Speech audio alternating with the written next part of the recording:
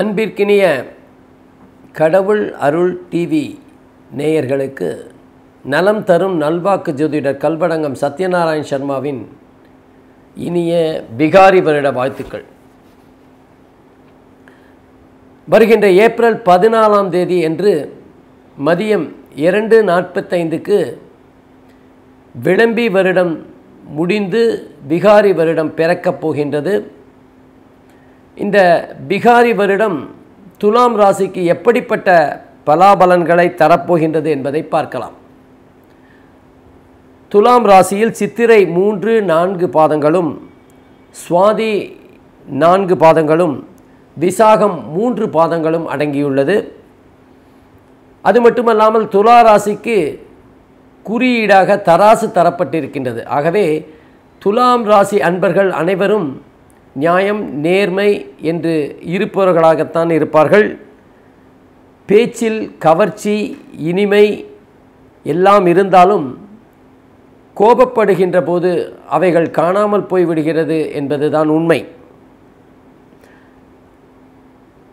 எதையும் சாதிக்க துடிப்பவர்களாக இருக்கின்ற துலா ராசி அன்பர்கள் இந்த பிகாரி வருடத்தில் எப்படிப்பட்ட பலாபலன்களை அடையப் போகிறார்கள் என்பதை பார்க்கலாம். ஏற்கனவே நீங்கள் உங்களுக்காக உழைப்பதை விட மற்றவர்களுக்காக உழைப்பது என்பது சற்று அதிகமாக இருக்கும்.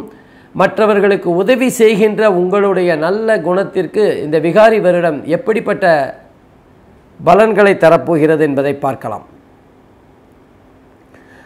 துலாம் ராசிக்கு 3வது வீட்டில் குரு பகவான் இருந்து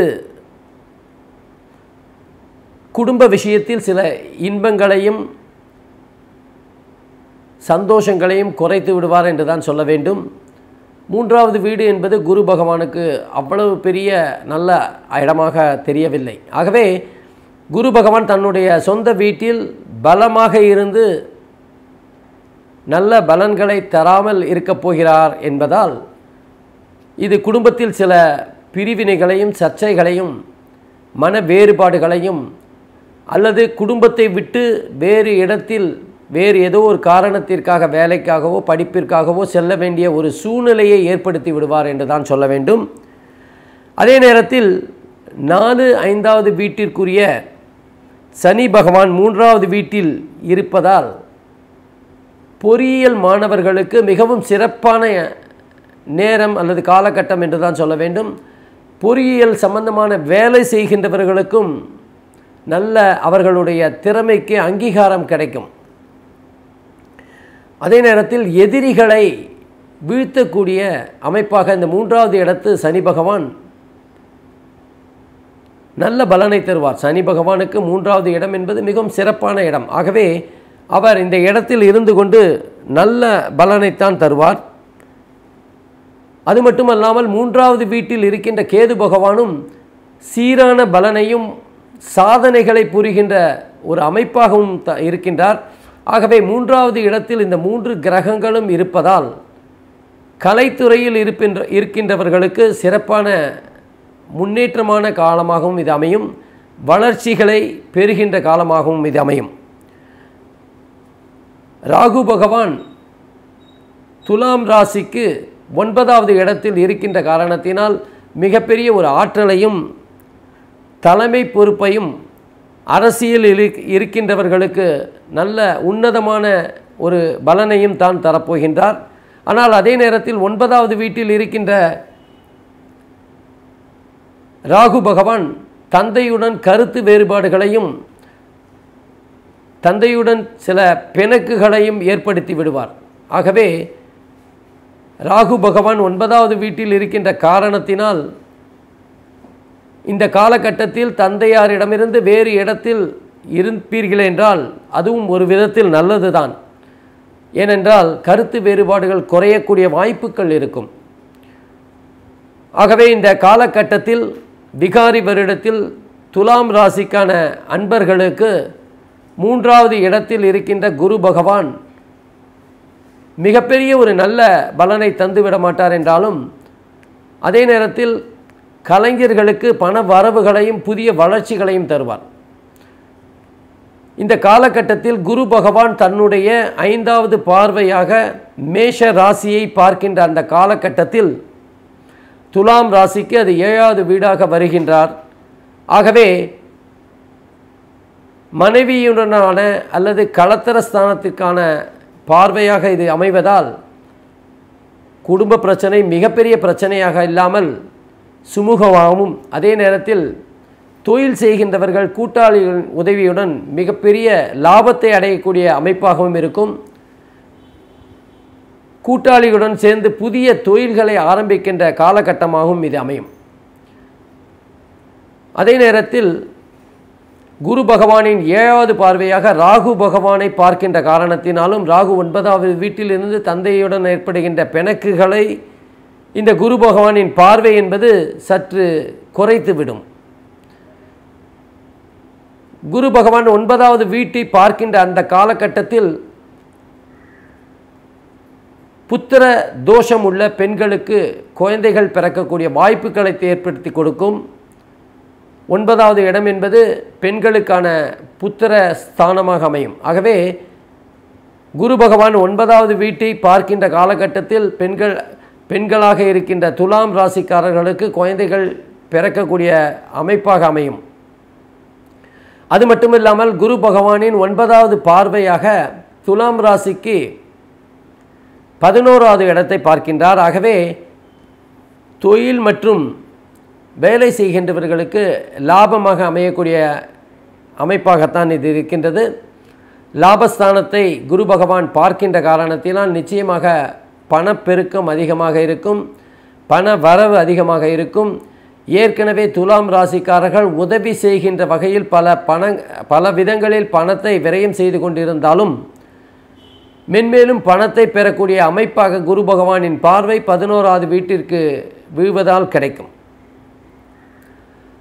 இந்த காலகட்டத்தில் சனி பகவானின் பார்வையாக 3வது பார்வையாக கும்ப ராசியில் வீழ்கின்ற அந்த காலகட்டத்தில் அது 5வது வீடாக வருகின்ற காரணத்தினால், துலாம் ராசிக்கு 5வது வீடாக அது வருகின்ற காரணத்தினால் புத்திர தோஷத்தையும் தரக்கூடிய வாய்ப்புகளும், காதலிக்கின்றவர்களுக்கு சில பிரச்சனைகளையும் அல்லது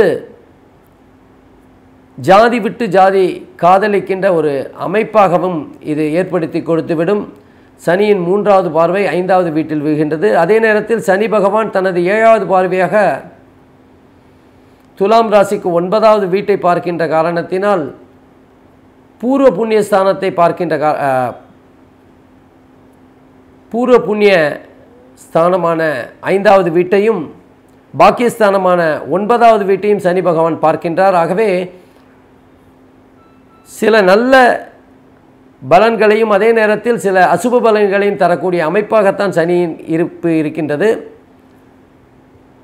அதே நேரத்தில் 12வது வீட்டையும் சனி பகவான் பார்க்கின்றார். துலாம் ராசிக்கு 12வது வீட்டையும் சனி பகவான் பார்க்கின்ற காரணத்தினால் பணம் அதிகமாக விரயமாகக்கூடிய அமைப்பாகவும் இருக்கின்றது. நண்பர்களுக்காக செலவு செய்ய வேண்டிய ஒரு கால கட்டாயம் இருக்கும்.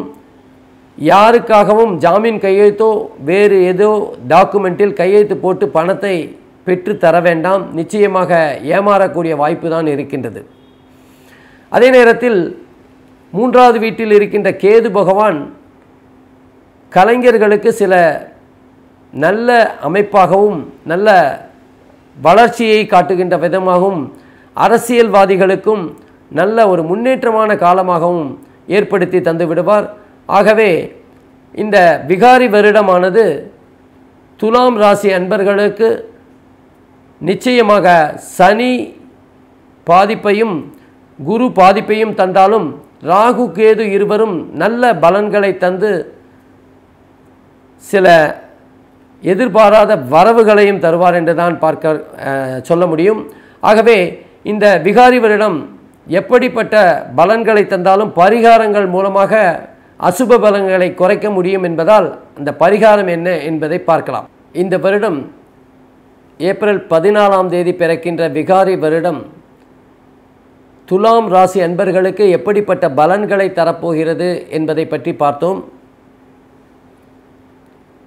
எல்லாமே சுமார் ரகம்தான். ஏற்கனவே விவரமாக பார்த்துவிட்டாலும் பலாபலன்களை பொறுத்தவரை துலாம் ராசிக்கு சுமாரான பலன்கள் தான் கிடைக்கப் போகின்றது. ஆகவே அவர்கள் குலதெய்வ வழிபாடு செய்து வந்தால் மிகவும் நல்ல முன்னேற்றத்தையும் வளர்ச்சியையும் இடைஞ்சல்களை தவிர்க்கின்ற அமைப்பாகவும் இருக்கும். ஆகவே குலதெய்வ வழிபாடு ஏற்கனவே வருடத்திற்கு ஒரு முறை செய்து கொண்டிருந்தாலும் கூடுதலாக ஒரு முறை இந்த காலகட்டத்தில் செய்வது என்பது நல்ல அமைப்பாகும். புதிய முயற்சிகளை வெல்வதற்கும் மனம் தளர்ச்சியடையாமல் முன்னேறுவதற்கும் லக்ஷ்மி நரசிம்மரை வணங்கி வருவது நல்ல ஒரு பரிகாரமாக அமையும். கடுமையாக உழைத்து தெருவோரம் வியாபாரம் செய்து கொண்டிருக்கின்ற ஏழைகளிடம் வியாபாரம் செய்து அவர்களுடைய சந்தோஷத்திற்கு ஆளானால் இது போன்ற பரிகாரமாக நிச்சயமாக அமைந்து நல்ல பலனை தரக்கூடும்.